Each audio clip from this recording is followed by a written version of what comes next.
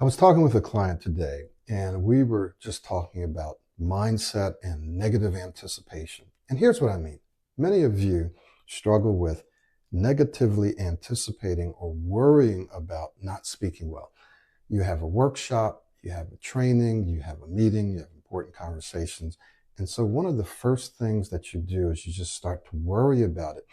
And more specifically, you start to negatively anticipate as you start to think about, I am probably going to have problems with my speech. I'm probably going to block. I'm going to get stuck. I'm going to stutter, or I'm not going to be able to express myself. Whatever it is that you think about, immediately you go into that habit or that pattern of thinking. But what I want to challenge you to do today is to start expecting that you would speak well. Let me say that again. Start expecting that you will speak well. Now, you've got to put the work in so that that expectation can become a reality, because you know that you're doing the work, right? And Pro 90D will help you do that. But if you go into a situation, let's say that you didn't even do the work, right? But you expect, or you negatively anticipate, you expect to have a terrible time to get stuck. That's probably what's going to happen. It's going to activate or trigger your fight or flight response. It's going to trigger those old procedural memories of you not speaking well, and that's probably what's going to happen. There's also something called the placebo effect, which has to do with your beliefs, right? So if you believe, if you expect, if you anticipate that you're not going to speak well, that's probably what you're going to get. That's probably what you're going to experience. But guess what? The good news is that that also works in reverse. It also works on the positive side of things, meaning if you expect that you're going to speak well and you don't negatively anticipate, you don't worry, then you're probably going to get more of that. And the more work that you do on your speech to support that expectation, the more likely it will happen. And as you start to see it happen, you start to believe. This is where confidence comes from. Confidence comes from your doing what you said that you were going to do. It even comes from your trying to do what you said that you were going to do. Confidence comes from your being able to trust yourself that when you say you're going to do something, you're going to at least try to do it. And often you're going to be successful at doing it. And when you are successful, even if you're partially successful, it builds your belief, it builds your faith, it builds your confidence, right, in yourself and in your ability to speak well. So when you expect, when you go into a meeting, presentation, or interview, and you just, instead of allowing yourself to worry or negatively anticipate, you just start thinking about, we call these mental puzzles, you just start thinking about how well you're going to speak. And I'm going to give you something very, very specific that we use in Pro 90D. It's called VIC and RIC. It's a mental puzzle. What's a mental puzzle? A mental puzzle is something that your brain is working on. You're giving your brain something constructive and positive to work on. And this positive, constructive thing helps to move you in a more positive, constructive direction rather than moving you towards getting stuck or getting lost or getting cloudy or not being able to say what you want to say, right? So the mental puzzle that we use is VIC and RIC: value, impact, and clarity, control, style, right?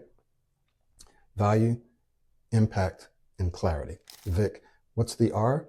Relevancy, impact, and clarity. I want you to go back and search my videos, and you'll probably find something where I go deeper into VIC and RIC. But what it does is it gives your mind something else to work on, so that as soon as you start to think negatively, you immediately switch that over to, how am I going to give value in this conversation? How am I going to make sure that I'm relevant, that I'm present, that I'm paying attention and not in my own head? I'm going to make sure that I hold their attention while I'm speaking. How am I going to make sure that I'm clear, that I'm speaking clearly, that they can understand what I'm saying and follow me logically, right? So when you start thinking about that instead of thinking about something else, what you're doing is you're expecting to speak well. Now, these expectations also come about because of your identity. I just did a video on that. I've done other videos, but your identity is who you believe yourself to be. And you'll hear yourself articulating your identity when you say things like, I tend to, I always, I never, right? So when you say, I tend to speak well, I'm able to handle myself in this. That's your identity. That's who you believe yourself to be, how you believe yourself to be able to handle different speaking situations in different contexts. You have an identity for each context that you find yourself in. So you have an identity for when you're on the phone, when you're with family, when you're with friends, when you're with certain friends, when you're with colleagues, when you're with people in authority. You have an identity for each one of those, for how you perform, for who you are. Okay? So then when you start changing your identity and seeing yourself as being someone who generally speaks well, who feels calm, who feels relaxed, who feels confident, then what you're doing is you're expecting that this will happen because this is who you are. This is who I am. So if I go into a social situation, if I'm in an interview, if I'm making a presentation, this is who I am. I'm relaxed, I'm calm, I'm confident, I'm clear.